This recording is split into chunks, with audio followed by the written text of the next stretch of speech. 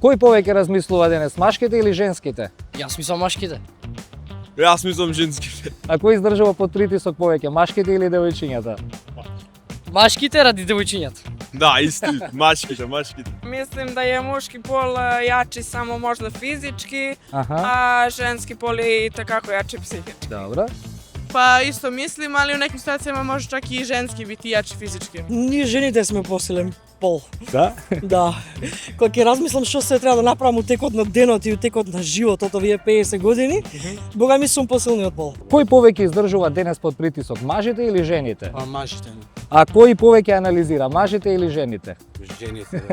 Има ли рецепт за мир со спротивниот пол? Па мислам дека не. Да, јас мислам дека е останало мит. Да? Да. Јас мислам дека мажите се ипак посилни. Зошто? Па има некои работи кои што ние жените не можеме да ги Зборуваме работиме. за физички. Да, Добро. физички. А еве, кој повеќе размислува денес пред нешто да направи, мажот или жената? Па Машки или не знам, женски? зависи. Реално се дешава повеќе пати таа нешто да размислам. Повеќе да размислувате, Да. Жените стана неподносливи. Зошто? Женскиот пол. Македонија ќе ни умре од женскиот пол. Зошто така? Затоа што неќат љубов, неќат нежност, неќат ништо. А мажите? Каде се во приказнава? Мажите не знам, остана се романтичари? Епа, се изгубија.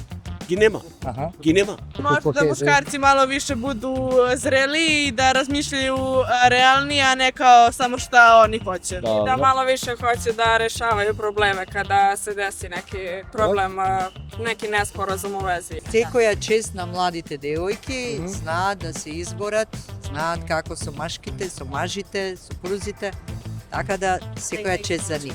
Фала ви Има многу. исклучоци, ама некако се посилни. Искрено мислам дека исто е. Аха. Може би мислам дека само сите вредности се изгубени и онака, така Така? да не. Дали разликите меѓу мажите и жените се навистина биолошки или се само приказни кои постојано си ги повторуваме? Во реалити чек ги судираме науката и стереотипите, за да видиме кој може навистина да издржи повеќе и по која цена. Кога зборуваме за разлики меѓу мажите и жените, науката е изненадувачки умерена. Разлики постојат, но се мали. Истражувања од Универзитетот Кембридж укажуваат на просечни разлики во одредени когнитивни стилови, но тие силно се обликуваат од средината, воспитувањето и очекувањата. И тука доаѓа клучното прашање. Ако разликите се мали, зошто толку упорно веруваме во нив? Дали стереотипите ни даваат едноставни приказни за сложен свет, а ние, искрено, ги сакаме тие кратки одговори повеќе отколку комплицираната вистина.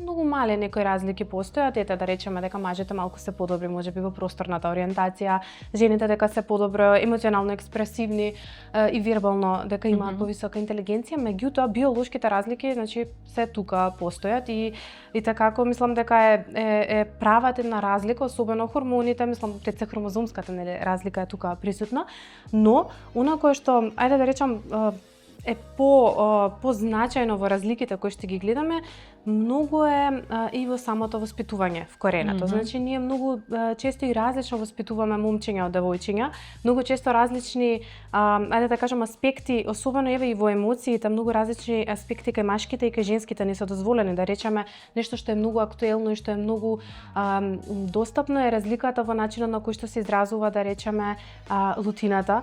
Кај машките е доста по-прифатлива емоција, кај девојчињата не е прифатлива. Обично девојчињата некако не смеат да бидат Само нашето општество, нашава држава или генерално ова е генерално современите општества? Сите современи општества. Генерално мислам дека нема држава, сега до душа не знам, може има некоја, меѓутоа во повеќето држави генерално, не само во нашето, но во нашето се уште е многу актуелно, затоа што можеби ајде емоционалната писменост ни е малку во позадина. Срамот толку многу име, ајде да кажам, потиснат, што значи во сите држави буквално ако гледаме што кај нив единствениот начин, единствената дозвола која што имаат за да се застрама, за да се исплаша, за да нели почувствуваат некоја емоција, е низ агресија, затоа што лутината и агресијата се дозволени.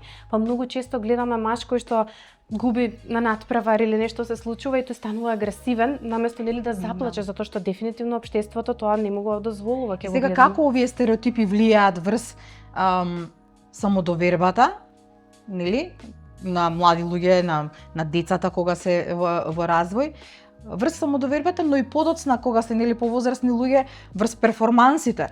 Еве го спомна тој страв дека општеството ќе ги осуди и затоа се однесуваат во некакви според некакви калапи кои што се прифатливи за општеството, па макар тоа било и агресија, ама нели работите се менуваат, сега и перспективите се менуваат за тоа што е прифатливо, а што не, а веќе тоа вкоренето, нели некаде длабоко во подсвеста и доаѓа автоматски манифестацијата на одредени емоции.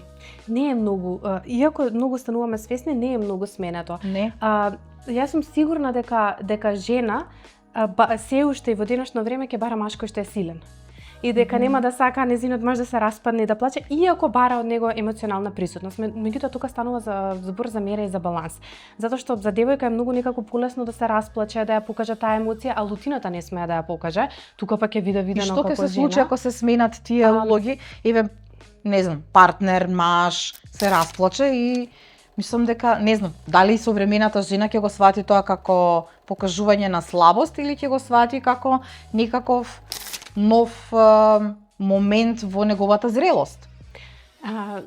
Зависи колку е зрела и самата жена и зависи каде е балансот, затоа што во суштина едното и другото се добри и треба да ги имаме, само да знаеме каде да ги примениме. Во однос на прашањето за самодоверба, можеби не влијаа толку многу на самодоверба колку општо на тоа како ќе се однесуваме низ текот на животот. Сигурно ја знаете приказната со слонот, кога е мало слончето, ќе се заврзе со еден синџир, еден ланец да стои нели блиску, за да не може многу да мрда, за да не може многу да бега. И кога веќе ќе е возрасен, кога ќе е силен, кога ќе е мокен, кога може и цело дрво да откорне тој слон, реално тој со едно мало врвче е самоврзан и никаде не бега и не оди. И тоа во суштина им се случува на луѓето, но тука сакам да донесам на друга перспектива. Да, додека сме деца, да, и ние да вистина можеби сме нели тоа мало слонче кој што не може да преземе одговорност, но кога веќе сме возрасни, ние имаме и критичко размислување. И ова е доста значајно и мислам дека поентата е дека не сме толку различни, колку што не сме различни како мажи и жени, туку ние сме различни индивидуи. И многу е важно да некаде низ текот на веќе возрастноста да преземеме одговорност и да видиме дали ја се уште имам некој таков неведлив синџир, дали мене се уште навистина ми е забраната таа емоција или дали имам дозвола за експресивност, дали имам дозвола од друга страна па да преземам повеќе ризици, да излезам нели од еден калап во кој што сме живеени. Така што јас мислам дека не е толку страшно тоа што постојат стереотипи, туку можеби е пострашно во возрастноста што не преземаме одговорност да ги промениме тие работи, затоа што до некаде тие се и добри и не држат и ни помагаат нели да опстане општеството, мислам не може ние сите да одиме и да се распаѓаме на улица и само да плачеме или да не се враќаме. Но не може да бидеме и само агресивни. Така, и не мислам буквално и таа поларност нели вклучително само агресивни. Тука е она балансот колку ќе и каде ќе употребам нешто. Можеби повеќе ете околу машка женска енергија некоја која што и сите ја имаме во нас. Да се биде силен, веќе не значи само колку тежина можеш да кренеш, туку колку можеш да издржиш кога работите не одат по план. Истражувањата покажуваат дека физичката сила и менталната издржливост не секогаш одат заедно. Можеш да си во врвна форма, а да попуштиш под психолошки притисок. И обратно. Во просек, мажите имаат предност во максимална физичка сила, додека жените често покажуваат поголема издржливост и толеранција на стрес и болка. Но во реалниот живот, силата најчесто се гледа во нешто помалку мерливо. Дисциплина, конзистентност и способност да продолжиш и кога нема резултати веднаш. Токму тука, перспективата на брачниот фитнес пар Елена Бубало и Јатанас Михајловски станува интересна. Тие секојдневно работат со тело, но знаат дека најголема борба се води во главата.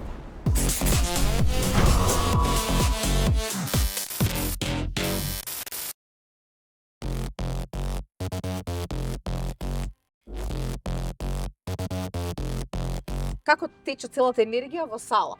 Имате жени вежбачи, имате мажи вежбачи. Како тече тука тој сегмент на половите разлики, да кажем? Тука сега не знам разликата генерално може да се види во однос на однесувањето на машки и женски како членови во салата. Може да се види како они се однесуваат кога ќе застане женски тренер пред нив и кога ќе застане машки тренер. И денеска тоа го размислував патем дека во двата случаи они во нашата работа некако имаат без разлика кој ќе вика или нема да вика или нели кој му е начинот на изразување викање, сега јас тоа така го кажав, нели не е погласен и слично. Не ги мачите, не ги карате. Лик како машки лик секогаш во нашата работа зашто става збор за лидерство и слично. Без разлика и јас на пример сум така и да организирам и да направам и да ги застројам и да викнам. А Атана само кога ќе застане, на пример. И не само он, и другите тренери, на пример, го имаат тоа како мој, како машка. И независно дали пред жени или пред мажи. Да, тоа е различно. Истото се носуваат сите. Истото се случува. Дури имаме некои групи кога на женски тренер ќе му кажеме итно ни требаш да не замениш и ни кажат во која група. И ако е така што со повеќе машки леле, дајте нешто тренерот нема да ме слушаат, мислам дека нема да можам, имам трема како да не ме почитуваат, а не станува збор за не почит, него чувството е такво.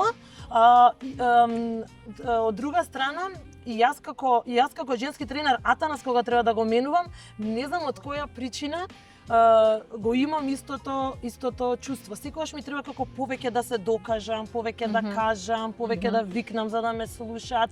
И да ми веруваат дури. Значи апсолутно нема разлика никаква. Нема во тренингот, тој е системот што ќе него едноставно појавата како машко и женско многу различно исперцепирано. Во исполнувањето, да речеме, на тоа што имате зацртано за 1 час дека треба да се сработи, кој забушава повеќе? Тука веќе апсолутно нема врска што поле.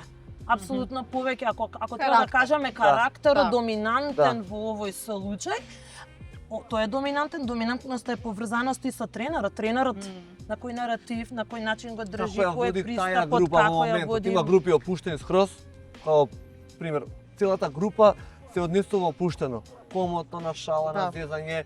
И ви е погодена енергијата. Има групи многу сериозни. Кога ќе влезете, мислите дека се спремаат за надпревар? Повторно се сработува. Истиот тренинг се работи. Се исто, ама енергијата во таа група има друг некој дух, не е истиот дух. Зошто доаѓаат мажи, зошто доаѓаат жени или одредени генерации, на пример, луѓе во различна возраст? Многу различни причини има за кои што од да ослабе до свесноста за поделба. Не можеме да кажам оваа група за тоа доаѓа, не би можел, многу индивидуално. Многу индивидуално. Да, ама ако ставиме нешто, на пример, еве да речеме 40 плюс, можеме според години повеќе да ги поделиме. Возрастните. Да, според возрастна граница кога ги поделиме, многу е различна причината за која што дошле. Од тој аспект, а другото е се лично. Значи многу е лично, треба да допреме до него, буквално индивидуално, особено ако се примети со која со нервоза знаат да дојдат во сала, со несигурност, па треба да им се направи една безбедна средина во која што они ќе бидат тука. И верувајте дека тоа се случува. Ако вака сега некој ме слуша, ќе мисли дека кај жени се случува тоа повеќе, меѓутоа не. Се случува и кај мажи, особено затоа што ние имаме многу женски групи кога ќе дојдат и мажи, уште помалку знаат помалку сигурни да се чувствуваат во таа. Не е го знаат и да се срамат, што е многу природно и не е тоа воопшто страшно да се срамиш ти дека еве сега некоја девојка тука вежба 10 години е стварно многу посилна и психички и физички од тебе. Ова е многу добра поента заради тоа што секој што смета дека жените се поинфериорни кога се во теретаната. Зависи од каде, од која е поидобната точка, што ќе начекаш во сала. Предходно битно што се случило. Не можеш во моментот да кажеш ништо. Многу сакам да видам како ќе се одвива таа релација. Многу аспекти има од тоа, нели? Да, многу аспекти се уклучени кога станува збор еден кога ќе една личност машко или женско кога ќе дојде, но факт е дека смеам ли да кажам, не знам, ама еве јас од моето искуство дека кога доаѓаат кај мажите, можда ни треба малце поголемо објаснување за да доловиме зошто се тука, за да не се направат што да очекуваат, егото да се остави надвор за да се заштитиме од повреда и дека во ред денеска да вежбаме помалку, дека со никого не се надпреваруваме, дека со никого не се докажуваме. Од друга страна, со жените кога ќе дојдат тоа некако како веќе да го имаат разбрано, го знаат, ама па им треба поголема поддршка, поголема мотивација. Тука да се да им објасниме, да им кажеме бараат тези, колку за колку време, како, што ќе биде, што да очекувам, имаат многу прашања и одговори. Од другата страна му се ќути, ама треба ние целиот момент да го доловиме. Интересно. Истражувањата покажуваат дека нема разлика во општата интелигенција, туку само во одредени специфични способности, и тоа со мали ефекти. А сепак, стереотипите преживуваат со децении. Од жените се подобри во мултитаскинг, што науката не го потврдува најубедливо, до она мажите се порационални, иако реалноста е многу посложена.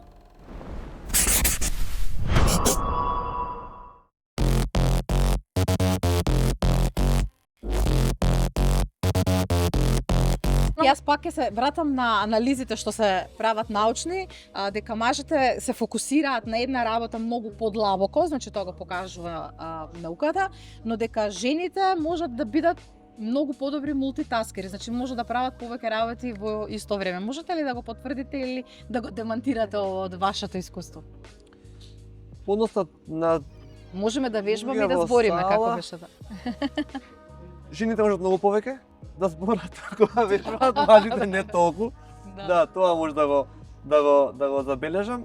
Освен тоа, во однос на тренингот не би можел да кажам тој мулти, пошто има секогаш има некој што и од таа група прошто ќе му биде потешко да разбере што да направи во исто време, 2-3 работи. А од вашето животно искуство, кое што не е врзано само со вежбањето? Како факт тоа стои. Јас тезата е потврдуваш. Единствено, да, не можам. Не сакам, не можам, можам една направам многу добра работа, 2-3 ако треба да ги направам, може ќе се загубам. Кој од вас подобро вози, кој подобро паркира? Тоа е еден од најголемите стереотипи дека жените не знаат да паркираат. Ја фалам секаде, не дека ми е сопруга и не дека долго се знаеме, не дека јас си кажав да вози кога учеше да вози онака криминално. Вози супер добро за жена, нема да кажам дека влага во групата на лоши возачи. Апсолутно не, пошто и работеше многу време со возење. Подобар воzač не би знаела да кажам кој е. Браво. Не знам, не е за подобар воzač. Возам окей, јас добро возам. Не, само мене требаше да ме пофалиш, да.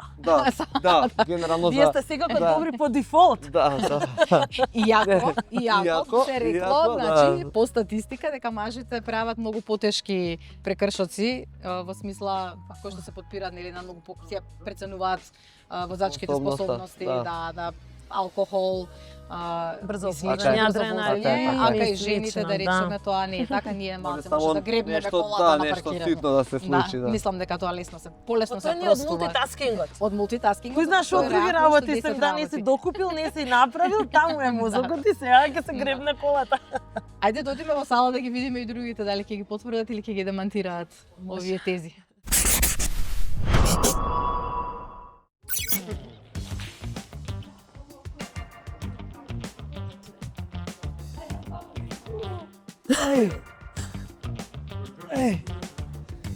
Пробајте.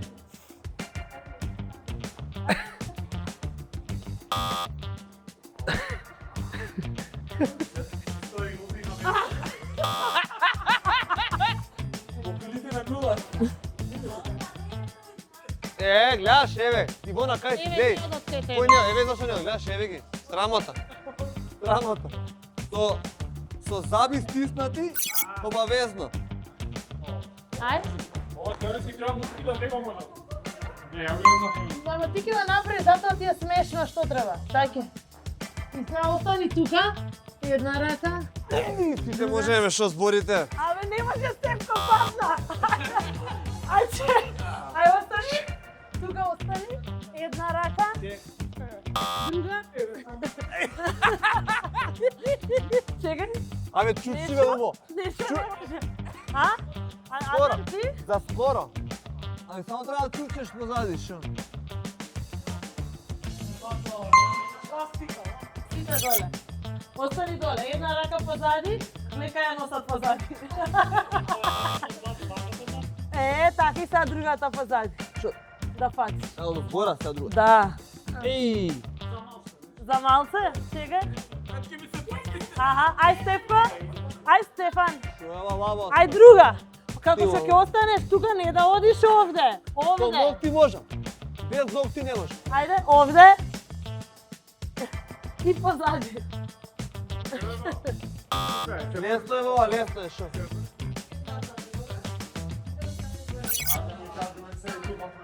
Не тешки, немој тешки вежби, е. Ајде. Тука.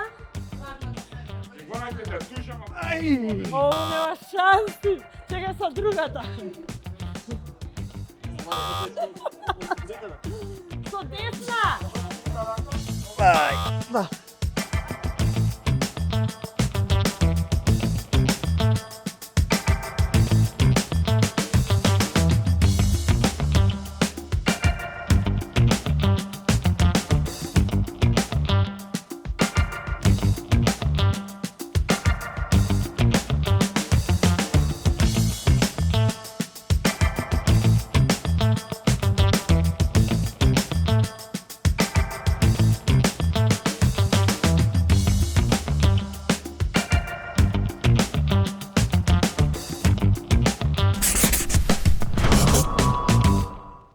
Кога станува збор за одлуки, анализите конзистентно покажуваат дека мажите многу почесто избираат ризик, додека жените повеќе калкулираат и играат на сигурно. Психолошки и економски студии од институции како Универзитетот на Чикаго и Harvard Business School укажуваат дека ова не е само биологија, туку комбинација од социјализација и перцепција на последиците. Во нашиот мини предизвик со фитнес групата, изборот беше едноставен – брзина или прецизност, ризик или контрола. Но резултатите обично не се толку едноставни. Најбрзиот не е секогаш најуспешен, а најпрецизниот не секогаш стигнува прв. И тука доаѓа клучното прашање. Во реалниот живот, што навистина носи успех? Храброста да ризикуваш или мудроста да пресметаш?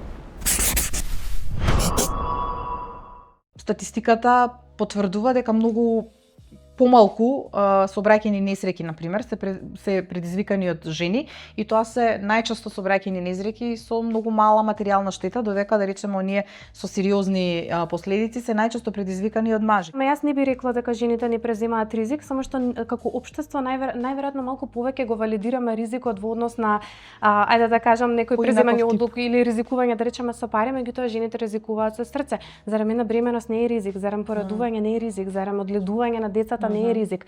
Така што тука би рекла дека ризикот сите го живееме. Ризик е и да се отвориш пред некој, ризик е да сакаш, ризик е да бидеш присутен со некој. Сега јас како гешталт психотерапевт ние ризикот го гледаме и како контакт.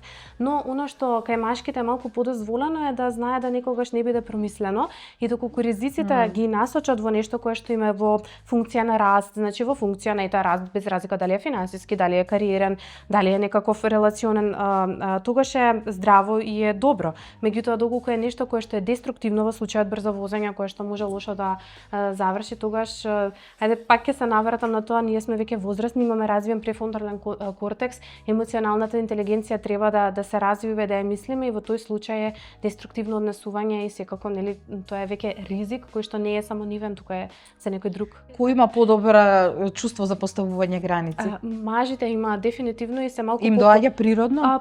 Природно, да, повеќе се некако потикнати затоа што и да поставиш граница мора да имаш мал дел од таа лутина и односно всушност лутината е првата емоција која што е знак дека некаде е границата поместена. Жените со самото тоа што толку многу потиснуваат и да бидат лути имаат потешкотија во границите, додека мажите имаат многу поголема, ајде да речам, способност и може многу полесно се изразуваат бидејќи им е дозволено да бидат малку построги, нели погруби во наводници дозволено, но пак кај нив има друг проблем, а тоа е тие знаат доста да влезат во дистанца, каде што границите веќе па ја немаат онаа нежност или можеби асертивност, една пријатност, топлина и емпатија, каде што па ако изостанува ова, од друга страна границите стануваат многу ригидни, стануваат зидови и тие можат многу повеќе дури понекогаш да бидат проблем во комуникација. Во секоја релација има моменти кога љубовта може да се претвори во надпревар, кој прв ќе попушти. Истражувањата на Институтот Готам покажуваат дека најчестите причини за кавги не се големи теми, туку секојдневни работи како пари, време, обврски и чувство на неценетост или ценетост. Компромисот не е 50-50 математика, туку способност да се сопре со бирањето поени. Балансот се гради преку отворена комуникација и јасни улоги, нешто што и новите генерации на родители се обидуваат да го редефинираат, со многу повеќе вклученост и подолба на одговорностите. Ве прашуваат ли често дали се издосадувате еден на друг? Да, многу. Особено нели кога ќе кажеме дека сме многу и работиме заедно и многу долго сме заедно и игровна сме оделе заедно и работата и све. И не прашуваат и као сека таа тема се отварала, ама нели претходно јас кажав дека не. Нема за сега, нема таков некој елемент на усадување, бидејќи имаме убав динамичен ритам на живење на секојдневие, као динамично е постојано што од аспект на деца дома, што аспект на работа, што аспект на луѓе што ги секојдневно ги поминуваат во низ нашиве, така кажам, кругови. И нема некој такво чувство дека сега доста ми не можам да ако ми треба онај малку да сум сам. Само време, нема сега потреба, реално. Јас мислам и обратно. Дека ми фали време како доврским да малку се сами малку технички на тоа се. Ги чувствувате ли стереотипите на тоа што значи да се женски одговорности, машки одговорности, особено во општество како нашето, во кое што нели се очекува дека тие обврски мора да бидат точно поделени, кој што прави и да ви прават некаков притисок дека ова се женски работи, не знам. Или не ги чувствувате тие? Па мислам дека со работата низ годините, работата не наша само приватно, многу ни има помогнато за и дома и општо во животот и во секојдневието им се спротиставиме дури. Ако појдам од аспект на работа, имаме да кажуваме примери до утре. Мислам, тоа е многу интересна тема, особено кога ја наблюдуваш од надвор, како тоа изгледа. Меѓутоа, ако никој нас не наблюдува од надвор, како Атанас ја работи истата работа, како јас ја работам истата работа, и сето тоа никако го имаме сплотено во домот, да буквално, освен нешто ако не можеме да го направиме, да не се прави, ама нема збор никогаш ова е моја работа или ова е твоја работа, јас не можам или не сакам или не знам, не било тоа никогаш. Веќе работа е заедничка, нема зашто да е моја или само твоја, тој што може го завршува, што и да е тоа за завршување. Тимски, многу тимски играме дома. Еве јас ако нешто треба да кажам, например, немам дали еднаш или два пати имам однесено децата на вакцина. Плачат со мене, викаат, турлат, со него одат, као се супер кул како додат на сладолед. И многу е тоа, например, и сега... Зашто да си правиш траума ако не мораш? Да, па за сите, нели, това е многу безволно, значи, нели, некако... Добро хендлаш, веројатно, чувството дека се... Без мама, кај мама, односно стекат се плаче. Знам никош само што ќе се појавам дома и да плачат. Они не знаат зошто, како да сум им така, за да се жалат од среќа, да. Дека јас сум мајката и леле, мама, и нели, се плачат, тука сум јас за да се пожалат и слично, кај него го нема тоа чувство. И некако сме си ги поделиле тие работи како полесно ќе ги поминеме во текот на денот, како ќе ги нели ќе биде сето тоа поорганизирано без разлика дали таа работа општеството нели ја кажува како треба да биде, да биде. Живееме со мајка му и татко му. Мислам сите стереотипи ги рушите. Све, да, 7 души сме, како отворен хотел сме. Дури мислам дека и таму е многу смената работата, затоа што нели се прилагодуваме едни со други и буквално така некако во една заедница сме во која што нема ништо загарантирано кој што треба да прави или машка женска работа, него нас е важно денот да го истераме како што треба. Живееме малце повеќе по правила и дисциплина и пак тоа ни е од работата. И тоа ни е важно, да се завршени работите, обврските без разлика кој може и што може да направи. Се познава тоа бидејќи си ги надополнувате речениците еден на друг. науката и некои анализи кои што се правени на темите на когнитивните разлики меѓу мажите и жените, кажуваат дека, односно покажуваат дека мажите се тие кои што имаат повеќе авторитети кога зборуваат, се погласни, кога даваат задолженија, се по нели, се така пострикни да кажам, да, а дека жените најчесто тоа го базираат на соработка. Јас колку што разбирам вашиот случај не е така. То буквално спротивното. Да. Сите имаме контрола врз тоа што го правиме многу добро и начинот на кој што го добиваме тој момент на авторитет преку тоа што го правиме од деца дома до членови во салите е многу различно од тоа што го сега кажа. Не секој пат тој најгласниот и најнаметнат, некој тој што е по-тивкиот може да е многу има повеќе авторитет. Да, и ценам дека кај нас тоа е случајот. Еле генерално таа што е погласна и генерално може и да има и реакција во тој момент, да кажам малку по енергична. Енергична. Да, енергична. Одличен термин избра. Да. После тоа да биде брзо сменето и назад, каде што мојот пристап е да нема така на прво наметнување или напад или истапување во да кажам во диалог, туку оставам да сватиш што сакам да кажам без да кажам. Малце по-тактично. Да, и успева. Да, така успева. Да, различни начини, апсолутно. Само стереотипите што се само што е обратно, да, буквално е само што е обратно. Во изминатите децении се сменија улогите, но не и очекувањата. Жените денес имаат повисока емоционална интелигенција, но и повисоки нивоа на стрес, додека мажите се уште се воспитувани да ги потиснуваат емоциите. И така, наместо да ги надминеме разликите, често си ги редефинираме.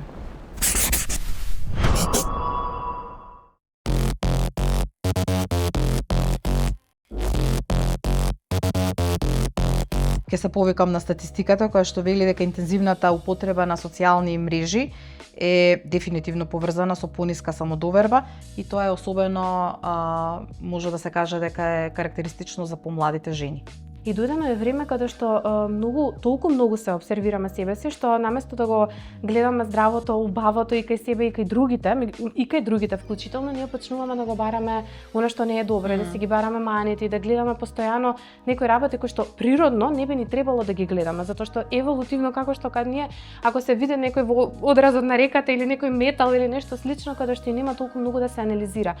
Во денешно време она кое што е многу, барем овој период актуелно, особено еве и кај психолозите постои една дисморфија која што многу е во пораст, а тоа е искривена слика за себе си, особено е посилна кај жените, меѓутоа во последно време доста и кај мажите, затоа што кај жените има и многу трендови кои што се менуваат, да речеме телото како да изгледа, ако некогаш било скини, па потоа беа големи, силикони се ставаа во гради, па потоа не знам, пак се врати скини, па потоа задници и така натаму, и цело време има некој тренд. И ние како општество се сведуваме да женското тело биде тренд, што е многу ајде да кажам површно и можеби страшно, особено за младите личности, затоа што едно младо девојче не може да знае дека не дека не може да знае, меѓутоа тоа е нешто кое што го гледа и се сервира.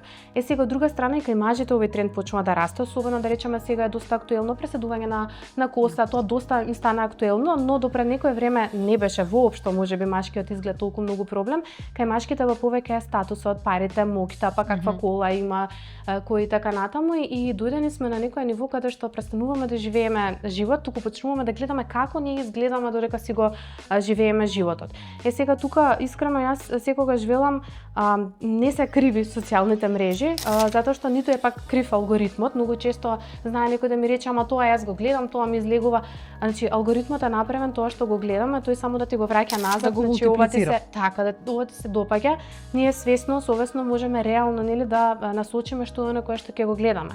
Па веќе на социјалните мрежи сметам дека има и многу посвесни луѓе кои што излегуваат без филтер, кои што се појавуваат природни и послободни за таа самодоверба да кажам да не е толку многу скршена. Бидејќи баш е, така да кажам, за младите е многу страшно, но затоа тука возрастните можат многу повеќе да помогнат и со едукација, и со споделување, и со особено кај децата. Јас сум секогаш, гледајте што гледаат децата, особено додека се тинејџери, затоа што тие години се најкревки, кога сакаме да изгледаме убаво, кога сакаме да се покажеме, а кај жените пак ќе кажам особено за изглед. Бараат и едните и другите дефиницијата на она што значи успешна жена или насилен маж. И сега тоа станува товар и тука треба да дојде поставувањето на границите и кон дигиталната култура. Мора, значи ние мора да поставиме граници. Па еве, како кажам, со критичко размислување, со преземање одговорност. Знаат ли мажите како да побараат помош кога им треба, бидејќи пак ќе кажам, статистиката вели дека мажите многу поретко бараат емотивна помош и нели генерално не сака да ја признаат таа своја слабост. Ево твоето искуство, дали праксата ја потврдува теоријата и статистиката? Во Македонија да, но морам да кажам дека последниве години има многу пораст, каде што и мажите се полека повеќе охрабрени да стануваат посвесни дека им треба дека им треба поддршка. Помош, жените природно некако повеќе знаат да ја побараат таа поддршка, да се поврзаат мајчески групи, другарки, да зборуваат за емоциите, додека кај машките доста, меѓутоа се уште тоа го прават во многу голема тајност, затоа што стравуваат дека ќе бидат осудени, дека другите ќе ги видат како слабаци, како недоволно силни. И ова се некои митови кои што се многу застапени, ама еве благодарение можеби на некои вакви емисии да можат секој маж да од една страна си ги прифати чувствата и да не го гледа тоа како слабост, затоа што секој еден човек чувствува и треба да чувствува, а од друга страна па и оној кој што му треба било каква поддршка да си се охрабри да ја бара, и ако не може да ја добие нели од најблискиот круг, тогаш може да ја добие ете конкретно да речеме од психолози, психотерапевти, професионални лица кои што можат да бидат тука на патот. Каде е границата на здрава компетитивност и дали постојано има некакво тивко надпреварување меѓу партнерите? Евентуално е како да се избегне тоа? Има, меѓутоа не би требало да има. Јас тоа стално викам, еве и да речеме кога ќе имам и на терапија, меѓутоа и во блиското опкружување, многу често на партнерството се гледа како на надпревар, наместо да се гледа како на еден тим. И тоа е како 20 да ги седнеш во еден чамец, едниот весла напред, другиот весла назад.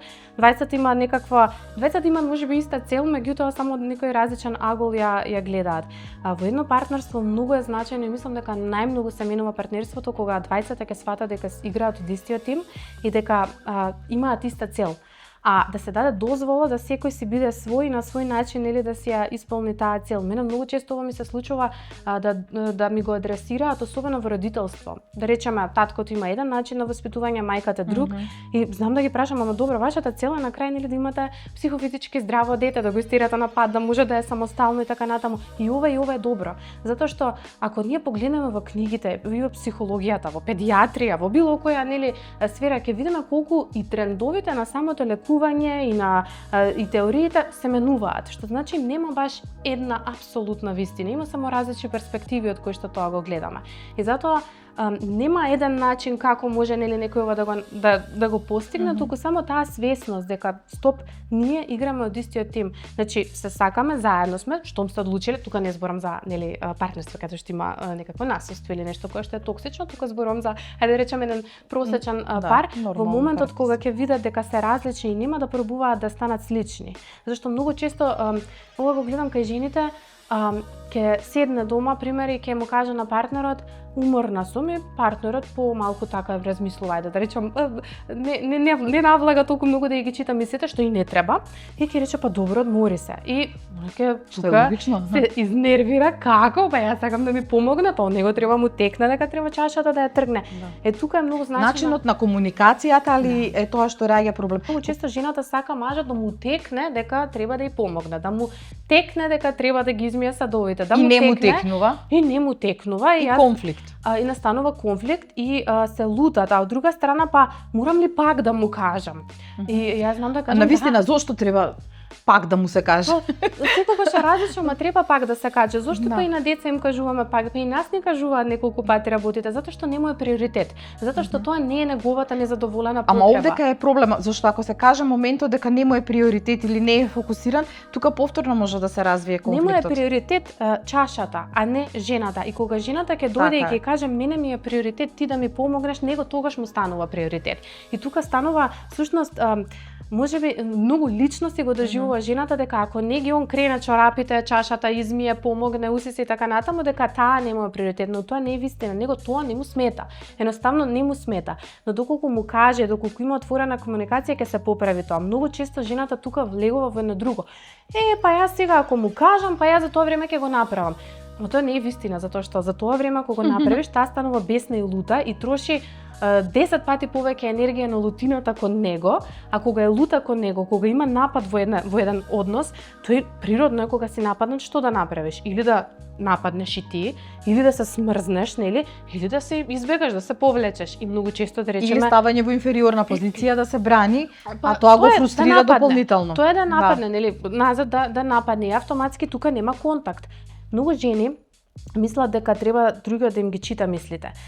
Никој не треба да ни ги чита мислите. Ние сме возрастни личности кои што знаеме да не сме бебиња. Само бебе плаче и мајката мора да ги чита мислите. И жените имаат можеби и поприродно, нели, затоа викам сенс има зошто еволутивно повеќе да чита емоции, поемпатично, за да може да го чита и бебето. Значи, таа кога нели се пораѓа треба да го чита, плаче и не знае што му е. Значи, мора, едноставно тоа е нешто кое што еволутивно се развила. Мажот тоа го нема, што не значи дека секој маж нема да го има, меѓутоа доколку твојот партнер, нели, мислам на таа жена која што го има проблемот, го нема тоа, тогаш зашто да не му кажеме? Која е најголемата заблуда која мажите ја имаат за жените и обратно, и зошто според твоето мислење таа заблуда за тоа како функционираме и какви сме се уште обстојува? Некако многу заблуди искрено ми доаѓаат, меѓутоа еве можеби дека жените се комплицирани. Тоа е еден мит, не е дека се комплицирани, но би рекла дека доста често не сме јасни во комуникацијата и дека поспремни сме да ја голтаме лутината и да очекуваме некој друг, нели, да не разбере и да му текне од некаде. Од друга страна, еден мит кој што се уште многу го гледам, особено го гледам сега кај младите, не знам на што се должи, дали е филмот, музиката, малку книгите и така некако се што се сервира, тоа е дека мажите се нечувствителни, студени и дека сакаат само една работа. И мислам дека ова е многу голем мит, затоа што во суштина мажите се многу чувствителни и многу знаат да сакаат една жена, и ако па отвориме стари книги ќе видиме и какви поезии и прози се пишувани за големи љубови. Значи не мора да одиме подалеку македонската. Може би е смената манифестирањето на таа љубов. Па, јас мислам дека се и многу романтични, ама често знам да се смеам ако во денешно време маж е толку романтичен како порано и ако на некоја дојде и каже песна и напише, најверојатно таа ќе рече ова нешто му фали. Добро се смениле времињата и Па да, ама можеби е време да полека го враќаме тоа дека е природно и нормално, за да им се даде дозвола да бидат мажите малку по експресивни, поотворени за своите чувства и емоции. Јас пак ќе кажам, мислам дека ова малку филмот го донесе, каде што во филмовите мажот е доста представен како тој некој строг, богат, нема емоции, па нешто е CEO, тука директор и така натаму, а она јадна, мислам све нешто па оние спасува и така натаму. Мислам тоа се некои стереотипи кои што често ги гледам и скоро и да немам видено филм, серија, песна, каде што некако во позадина не стојат, не само сменати, него се гледа како на некоја доминација која што доста знае да е нарцистичка, и тоа е токсична релација. И мислам дека затоа многу често во токсични релации влегуваат, а од друга страна многу често гледам нарцистичко однесување кое што не се должи на нарцистичко пореметување, туку повеќе некако општеството те притиска да си таков, и тука во позадина стои емоционалната неписменост, нели? Непознавање на емоциите своји, непознавање на тоа како да се изрази, што знае да дојде во манифестација на нарцизам, иако во суштина не е. И можеби финалното прашање не е кој е посилен или кој е попаметен, туку зошто се уште ни треба да веруваме дека некој тоа мора да биде.